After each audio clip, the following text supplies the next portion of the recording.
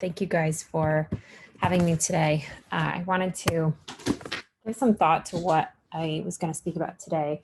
I usually talk mostly about what it is that Token does and what it is we're trying to accomplish. But I thought that during a time like this, it would be really relevant to try to connect what we're working on to also what we're all experiencing and what we're all going through. And so I wanted to talk a bit about the product and how we've obviously we build a security product, and I'll tell you a little bit more about that. And there's some really, I think poignant lessons I've learned and things I've thought through over the past 6.5 years. And there was one theme that really connected to me throughout the way in which I'm trying to navigate this pandemic and all of the impacts of that pandemic on my team and my company and myself. So my background is not actually in engineering or product. I have a bachelor's degree in fine arts, an MBA, and a PhD in consumer behavior. When we started Token, I knew what problem we were trying to solve. And the problem is that authentication is broken. All of the ways that we prove who we are to digital systems are very vulnerable to hackers and even our own potential loss. And I knew how we would go about solving that problem. And while my engineering team was really fascinated with the mechanics of distributed systems and biometric algorithms, I was really interested in why we needed to solve this problem and how it impacted the psychology of people. And in 2018, I gave a TED Talk in Vancouver, and it was centered around a principle that I believe really deeply, and it's around trust. Humans are really special. Obviously, we are very unique in the ways in which, we're different from animals, but what makes us truly stand apart is that we're able to share ideas and we're able to collaborate in large numbers. And this really hinges on our ability to trust one another. So when the only people that we interacted with were our neighbors in small villages, we weren't going very far. We weren't engaging in commerce with anyone. Trust was built simply by being able to recognize each other. This was even before the times, if you think about physical identification cards. This really started to evolve even in the Roman times. People were using signet rings to sign documents and prove who they were to other people in towns nearby. By the time we started collaborating outside of our small villages, we started to invent identity systems to enable trust between parties who didn't know each other. And, I mentioned, the passport system or a physical ID system. We've had those for hundreds of years. And when they became digital was when they started to scale beyond what they architecturally could stand. So if you think just about a wallet or even your home, if a thief wants to rob you and he finds you on the street and he asks you for your wallet and he steals your wallet, he'd have to go to a lot of people and steal a lot of wallets and physically take them from people to really have any significant impact. Or if someone wanted to steal something from your home, they'd have to break into your home, steal whatever they wanted, but they're not gonna get very much. They're going to get the possessions and the things of one person. And so in that way, robbery, it's not very scalable. You may be able to rob a whole block, but there's only so much time, and you would have to, one by one break into all of those homes. If you look at digital systems, you can hack into one system as a treasure trove of so many different credentials and valuable pieces of information, whether they're credentials for login or credentials for payment or personal identifying information that then can be sold in the dark web. These are all things that live in databases, if you will, and they're vulnerable to theft. So think of it like a treasure trove. If I'm a thief, what am I going to, if I have any technical abilities, I'm probably going to hack into a digital system and steal a ton of payment cards rather than rob somebody on the street and get one payment card. And this is the way in which the internet was built really never allowed for humans to connect directly to one another. Computers could identify themselves to each other on a network, but humans, we had to identify ourselves to the computer so that the computer could then go and establish itself on the network to other computers. And the internet has enabled some incredible things. It's enabled us to coalesce into networks of scale, like unlike any ever before, and that in itself is beautiful. It greatly amplifies all the ways that we can interact with other people and who we can collaborate with. So it's worth trying to solve this problem. But the ways in which we're identifying ourselves to those people just aren't working anymore. The statistic in 2017 was that 16.7 million people had their identity defrauded. So that's a pretty big number. And it's pretty crucial we solve the problem, because trust and being able to trust the other people on this global network, trust is what promotes the sharing of ideas, and it's what allows us to collaborate with each other. And so when I think about what is the most important why of what token is trying to accomplish, it's that we want to restore trust. We want to restore trust in digital systems. And the way that we do that, our solution is through a biometrically secured ring we call token, and it lets you represent your identity to the world in a trusted way.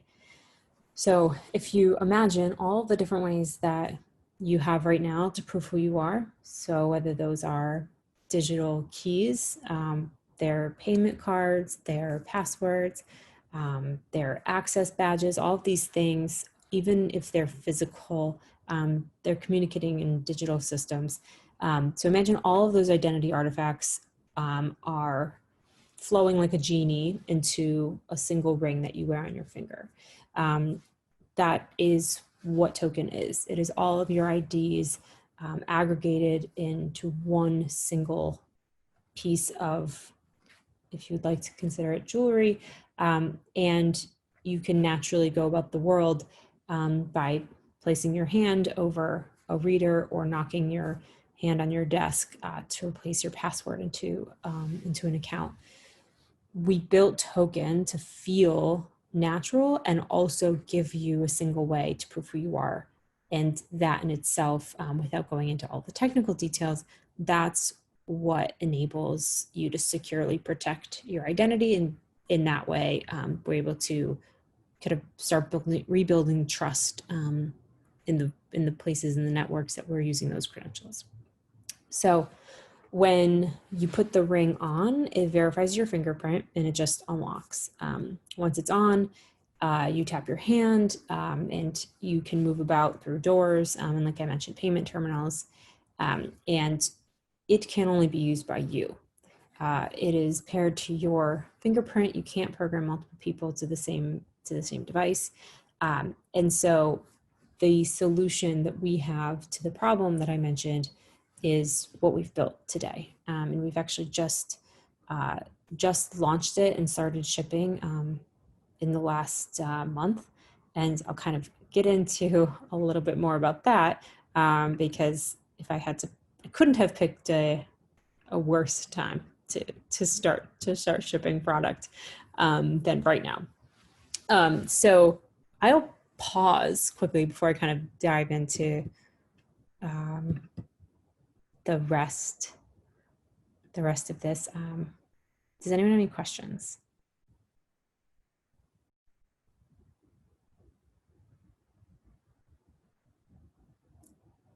Cool.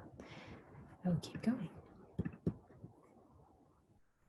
So trust really was the element for me that was critical in building token. And I don't know about you guys, but getting through this pandemic, and trying to not just build a great product, but build a strong and scalable company has been it, tough. Doesn't even begin to scratch the surface.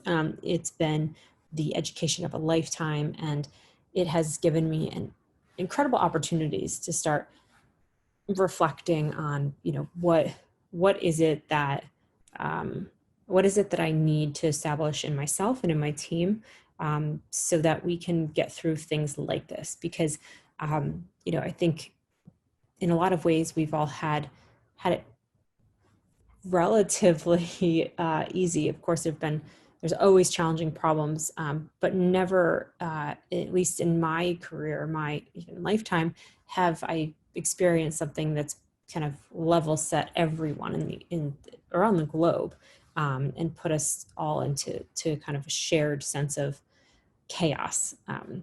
So I've really started to lean on, how do I build trust into all of the elements across my company, so that we can get through this particular event. And then for myself personally, as I build Token and companies, beyond Token, and go through other things in my life, how can I build systems for myself, thought processes that allow me to trust in myself and my own abilities. So I've kind of broken it into 3 different areas. So in a sense, I very much believe that leading during a crisis, if you can trust the people around you and you can trust in your own abilities to get through the toughest of times, you'll be able to lead with more authenticity. And if you're not in a leadership position, you'll have the clarity that it takes to make objective decisions and to lead as a peer and to be there to support your peers. So first and foremost is trust in your teammates. So I think it's important, if you've done a good job hiring, and hopefully you have, or your company has, that to assume positive intent amongst others. So assume positive intent in your teammates, in your partners. And again, if you've done a good job hiring and surrounding yourself with strong vendors and strong partners, this should be easy. And if you haven't, I hope that this is you can use this time as your teacher, and you can learn how important this element is. But if we can trust in our teammates, then in the events and in the times that we need to be able to have them support us, we can look to them without question. And I very much believe that you, even as a CEO of Token, I pull wisdom and advice and thoughts from everyone across my entire company. And to be able to hear one another is really dependent on our ability to trust in those people and what they're saying. Now, that doesn't necessarily mean that everything they say is right or true for you in this particular situation, but it's certainly perspective. And if you know that perspective is coming from a place of good, then if you can count those people as is your strong foundation. So I think that's kind of first and foremost. And the second is trusting in yourself. I think it's incredibly challenging to go through something tough like COVID, or anything surrounding COVID, the economic downturn, everything that's going on for all of our businesses. It's tough to get through a time like this and not have moments of doubt. I think it's okay, and it's natural, and it's normal to have moments of doubt. And I think it allows ourselves to reflect on the things that we have, and can count as talents and skills, but then also it gives us time to think about what don't we know. And trusting ourselves is dependent not just on knowing what we are good at and what we have the capabilities of doing, but also what we are not great at and what we need what we need the help with. And if you can trust in your own understanding of what you're terrible at, then you can trust that you'll endeavor only in things that you know how to get through on your own, and you'll call in for the support of your teammates to help you get through the rest. So I think those two elements are really important together.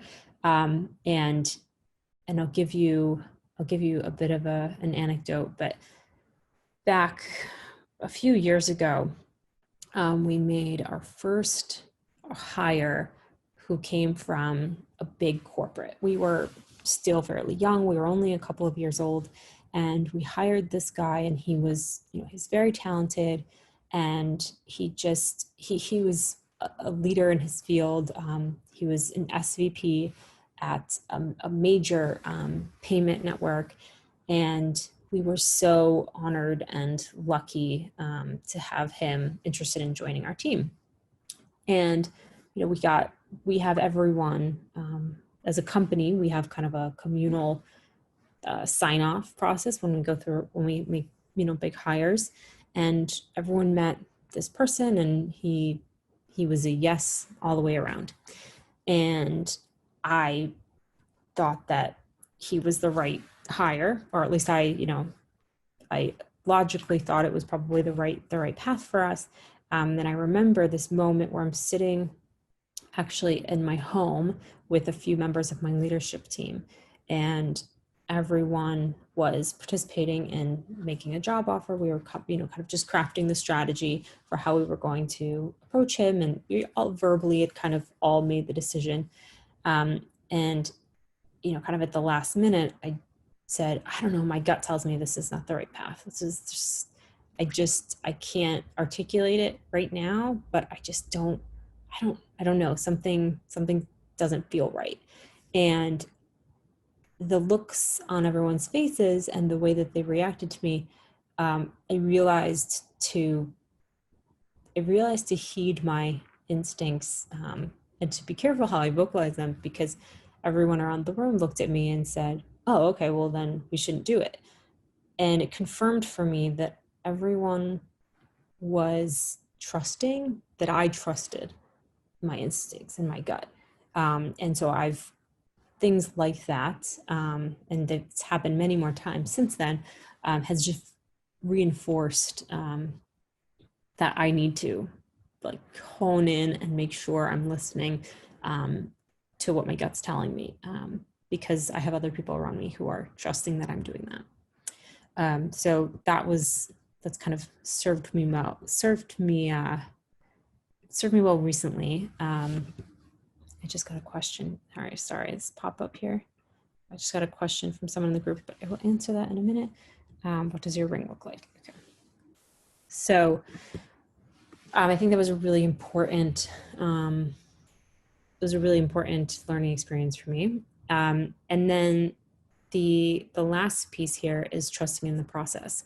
And we've all heard, we need to look at failure as positive. There's no such thing as failure, and failure is good for you. I think failure has lessons. I don't necessarily think failure is great, and we should hope to fail. I will tell you, I think success is almost a prime indicator of future failure. I know in my lifetime where I've had success, for example, in my first company, where we've had success, it's not taught me as much. And so I've made mistakes in the, kind of this startup, for example, that I could have learned early on. And, it's good to know that you're not infallible. But in the process itself, and going through the building of a company, or changing careers, or going for a big promotion, or any big kind of moment in your career, I think it's important to trust in the process itself, whether that's the failure failures that you've made, knowing that they're there for a reason and trying to spend the time to reflect on those and pull out the lessons. If you can pull out lessons from those moments, I think you can make great strides and see them as the blocks that can teach you things later on. I spent a lot of time in the first couple of years really just freaking out every time something happened. And I'm not sure if I thought that was like sustainable or what, but you know, that was common for me, was to react to things, both good and bad. And in a lot of ways, I've lost that for both, you know, the upside and the downside, because I've just come to expect all of it. And I think it's important to just accept that the outcome is unknown and not what we should be in all of this for. And if you can kind of keep that in mind, then it's the day-to-day process within the day that you can find fulfillment and joy from, and trusting that this is all here to teach us for the future, and it's through those really tough times. If you can hang on to it, it's those tough times that end up making us great. I think, I'm not sure if you guys have read The Hard Thing About Hard Things. Can you give me a thumbs up if you have?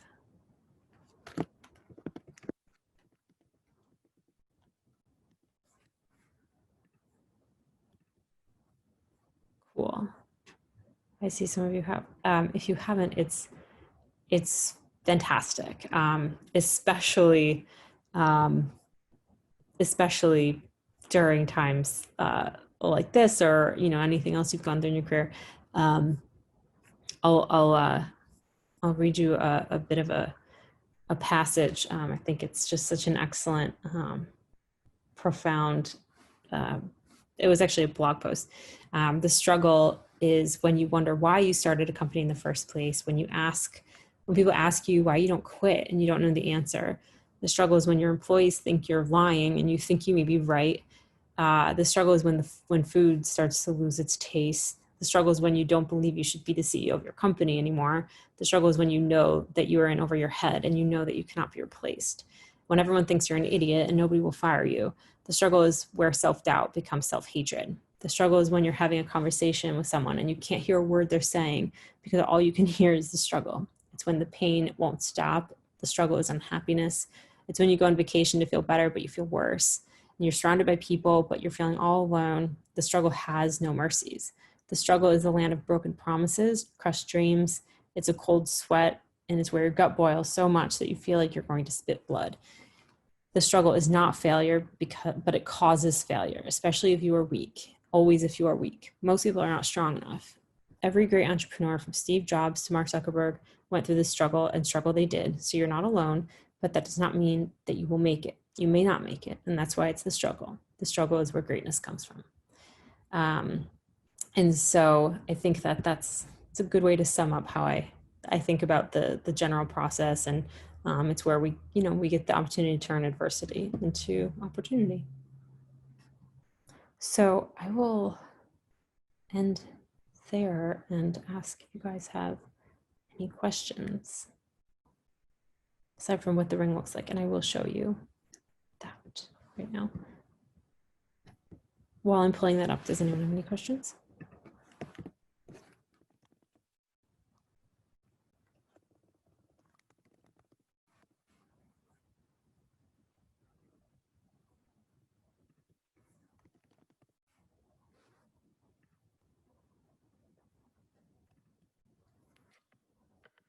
Oh, hold on.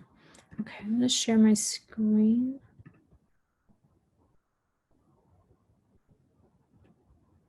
Jonathan, I see all of your questions. Yes, it does work with Bluetooth and it works with NFC. I'll share my screen and I'll show you guys our video, and it'll give you a better sense.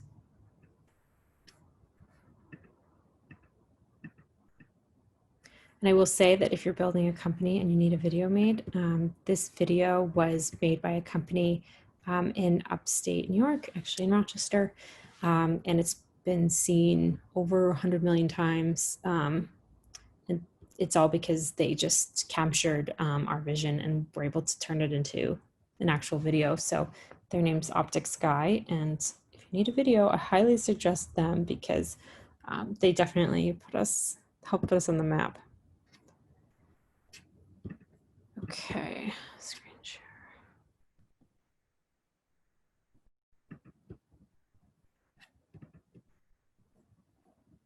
Can you guys see my screen? Yep. Yes, we do.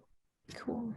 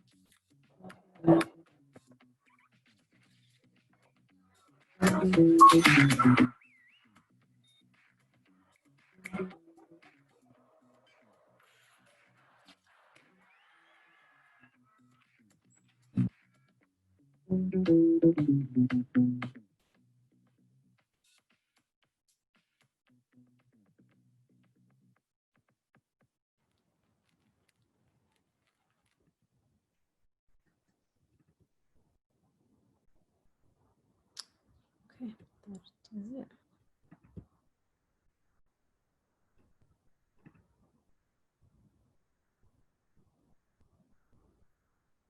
Wayne, I see your question. How long does the battery last?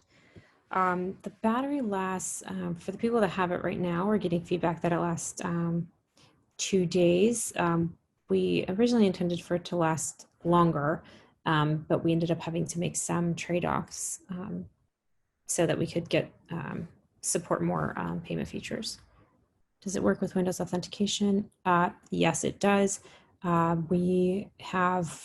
We're built on something called FIDO, and we built something called FIDO 2, which is now called WebAuthn, in working committee in the FIDO Alliance with Google and Microsoft and the NSA, and it's to replace string passwords with asymmetric crypto keys, which is what enables Token to do passwordless login. And we have this in an internal build right now, and getting it cleaned up for commercial launch in Q4 was prioritized for Q1 2021, but actually been reprioritized given the state of the world and some of our other features being way less relevant while we're all still kind of in quarantine. Can you embed your tech into a card? We technologically, yes, it could be, but one of the things that I believe in is focus. And so at Token, we are really focused on adhering to our principles, which is we're on a mission to make it easier to prove your identity and to do so in a way that feels natural. And we believe the ring form factor is the way to do that. How long does a complete charge take? It takes about 4-ish hours, depending on, when you say complete, we don't necessarily ever let it get completely depleted. We have, because it's so important, it's your payment card and like access badge, there's always a bit of a reserve there. But if you were to deplete it completely, then it would probably take overnight, like an iPhone.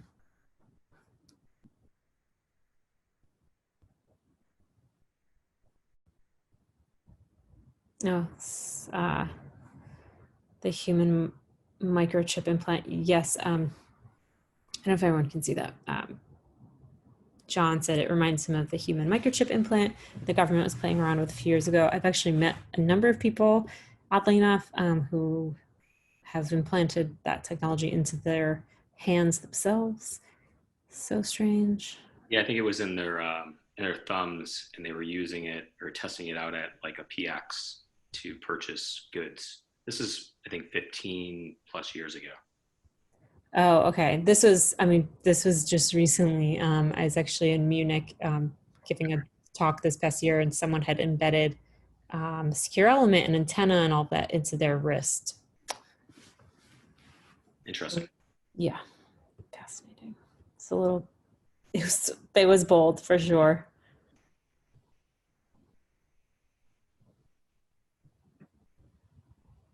Any other, any questions?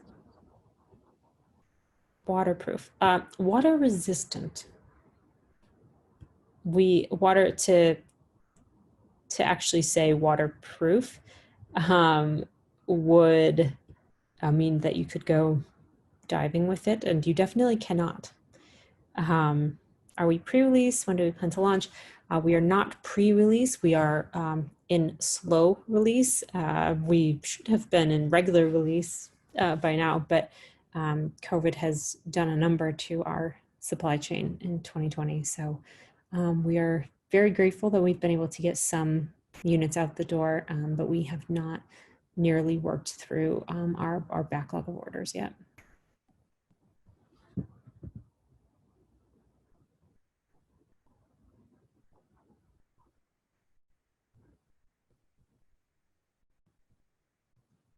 As our primary customer, personal business, our primary customer right now is as personal, is for people. The reason is that I believe if you could build the relationship with the endpoints, you have the ability to learn the most, because you get to watch their behavior, you get the direct feedback.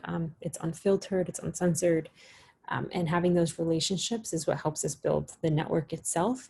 And in that network, once we've built it to be stronger than it is today, will we then use that network to sell into businesses? We have a number of big partnerships that kind of we're priming to do that. Like, for example, HID is the largest access control provider in the world, and right now we partner with them, so you could use token as your access badge, and we supply their customers with token, but we sell to the end customer. They eventually, we will take advantage of the network we've built and sell directly to HID, to distribute to either their own company or to their customers. Can this be used for 2FA like YubiKey? Yes, I mean, it's similar to YubiKey in that it's a hardware security key, and the ring in itself is 2FA, so the ring has a fingerprint scanner on it, so it's both who you are, biometric scan, and what you have, which is the ring itself. So yes, inherently it is 2FA, and you can use it in applications, like I said, at end of Q4, you'll be able to use it in applications that require 2FA. For example, some like accounts online.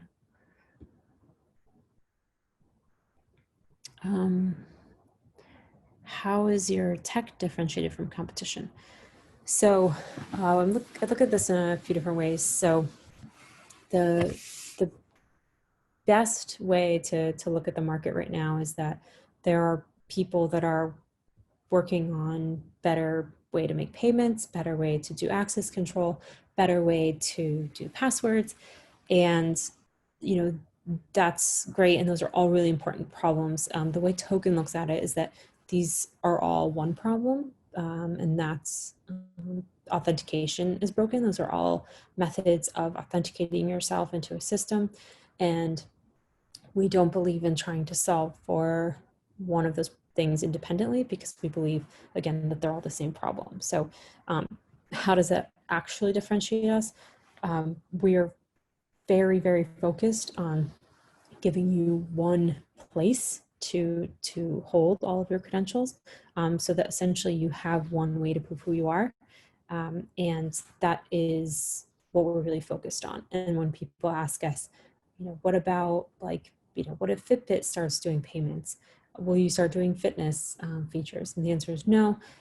Again, we're really focused on only doing things that adhere to our mission, which is to make it easier to prove your identity.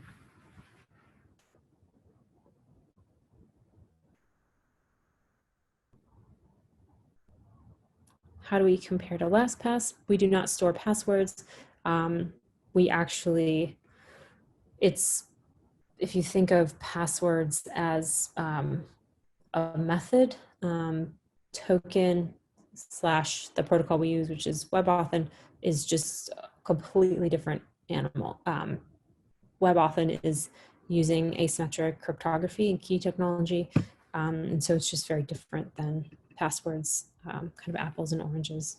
And the goal here is to eliminate the password, and that's what the FIDO Alliance mission was.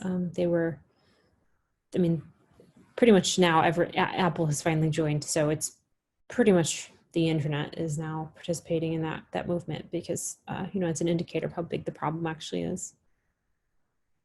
Yes, you can use it to log into various website accounts. Like I said, this is part of the feature that we'll have launched at the end of the year, end of Q4. And the way it works is that it's already actually built into Chrome browser, Mozilla Firefox, a number of other big browsers. It's already built in, compatible, and it's a matter of getting the behavior traction, and that's been something that Google has been really focused on in the last, I'd say, 18 months. And so, for example, you can use it as your Google login, and wherever you can log in with Google, you can use this technology.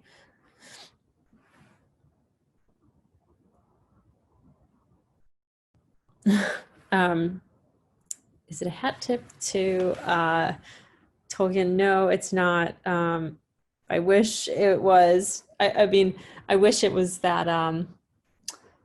Wish I was that witty. But the name actually came to me at a very random moment. We had thought about every name under the sun. We had gone through so many terrible, terrible names, and it's interesting because I thought I loved the name Cord. If you just Wikipedia, you could see what Cord looks like. Not like chord, like a musical chord, but the technology. And ultimately, because we named it to Token, and it's a ring, Token Ring, and for anyone that remembers, like the Ethernet competitor, tokenring.com is actually our website. And it's a network, so it ended up being some really, it's very serendipitous. Future commercials, yeah, I can see us getting sued big time for wanting to roll them all. People say that all the time in like customer videos, and I'm like, shit, I don't think we can use these customer videos now. Yeah.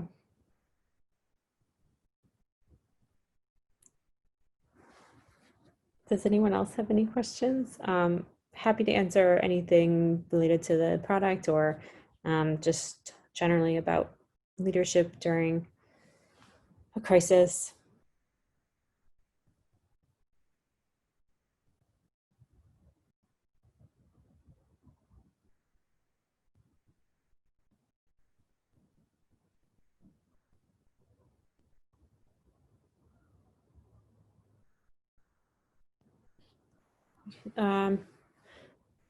Yep, correct. Think of it less like 2FA, more like passwordless login. If you just Google like WebAuthn or FIDO2, you'll get the specs on it, and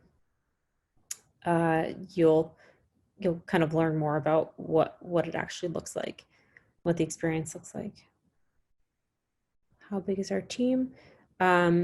our team right now is about 20, I believe. Unfortunately, we've had to let some people go. That was, one of the tough things during quarantine, is having to scale back. Luckily, we didn't have to do too many, but we'll be, I think, doing some hiring once we get through Q4.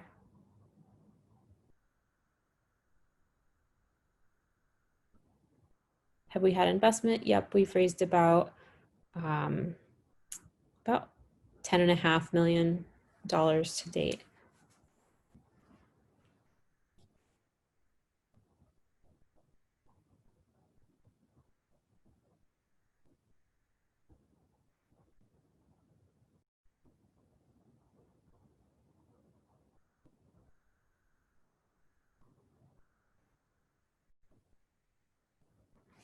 If you buy today. So we actually aren't taking, we were taking orders until we realized that the supply chain was so impacted by COVID that it would take many months to be able to work through the backlog.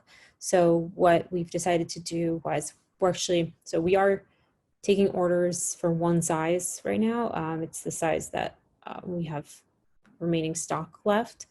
But if pretty much any of the more popular sizes, it would take way too many months for delivery. So we've just stopped taking orders until we can work through the backlog. I think that this actually relates back to one of one of the things we talked about, but trust is really important, and brand trust is an element of building a brand that's just critical. And we've kind of tried different things over the years, and I think it's important to,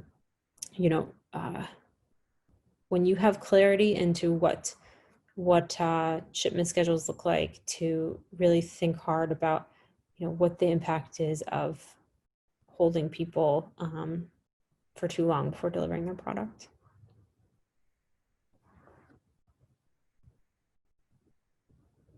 So we're hopeful that we can get through those. We'll be back to taking orders right around Christmas time. But don't quote me on that, because what I've learned is I thought this would be over in like a month, but here we are, September, almost October.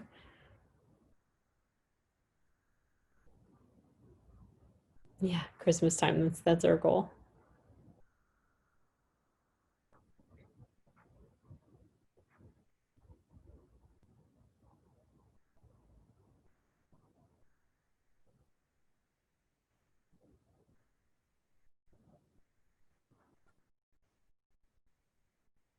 Anyone else?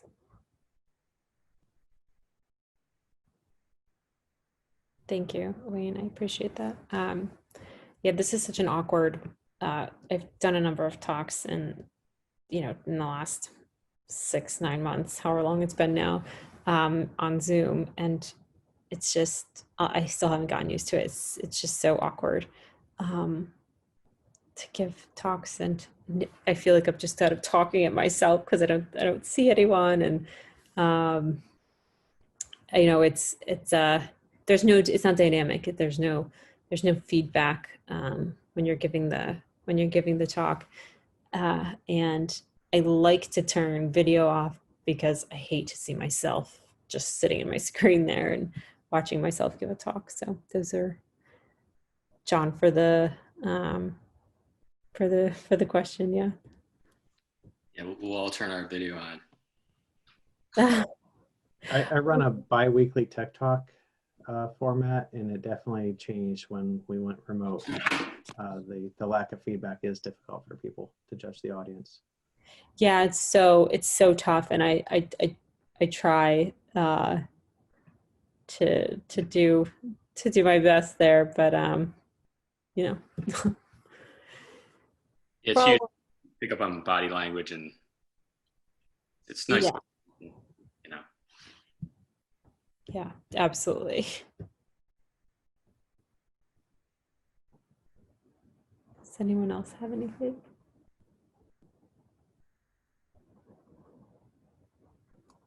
Thank you for taking the time today. I appreciate it. Thank you guys for having me. Happy to support the community, and I don't know if this came through in the bio or anything, but I live in New York City right now. Actually, staying up in Rochester. I grew up around Rochester, and I haven't lived in Rochester for about probably, man, it's been a long time, probably since 2008. And I lived in London for a while. I lived in San Francisco, and then I moved down to New York. And when I was starting Token, I was thinking, well, where should I start it? And I decided to start it in Rochester. And so I pre-COVID was commuting and in Rochester Monday through Friday and going back down to the city. I love upstate New York, and I think that the upstate New York community is it's such fertile ground for technology companies and startups, especially startups, because it's so communal. And I really very much believe that people kind of take care of one another up here. And I've just had so much support in building Token, and we have the most incredible engineering team and greater team that I couldn't be more proud of the community. And being here through COVID has shown me, a lot more about what it's like to have a life up here.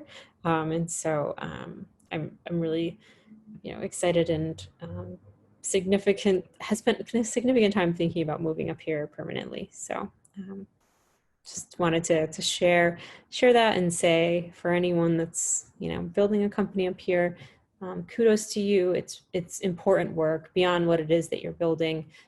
Just the nature of, creating exciting places for people to work who are coming out of our great colleges. It's important. I think that this is also just, it's good for our economy, and it's important to create jobs in those sectors up here.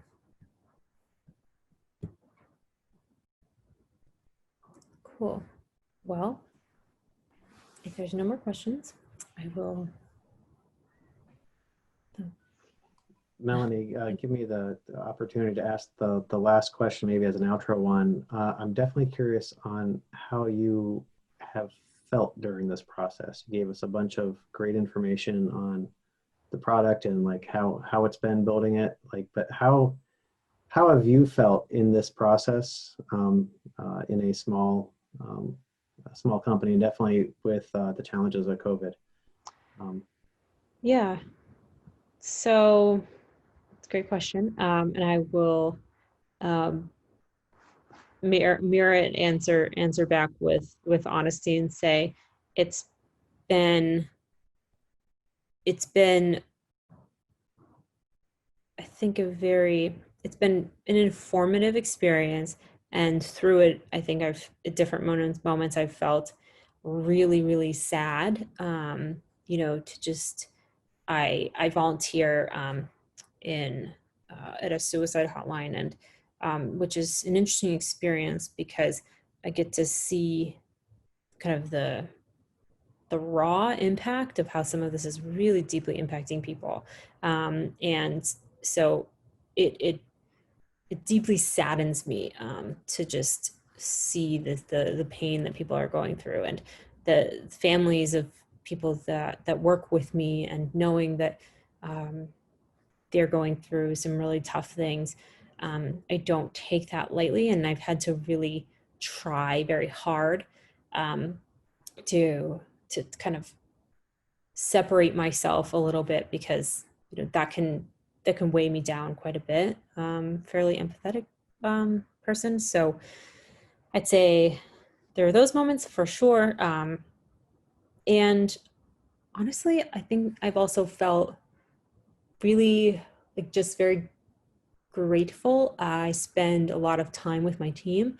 Now we spend a little bit, we're still remote. I don't know if that context is important, but we're still remote. And we spend a lot of time together, either like playing games on Zoom, or, now that the weather is, say the weather is nice, but now it was nice. We would go Mendon Ponds or different parks and just, take walks and talk. I felt really grateful for the time to be with them. And I really felt excited about like getting through it, if that makes sense. Like I'm excited to get through this. Not like just looking forward to getting through it, but excited in the moments to like get to see myself get through it. I feel really strong, and I feel really proud of my team for being able to kind of get through to the point that they're at right now. And so it's been very tough, but also had some really awesome moments.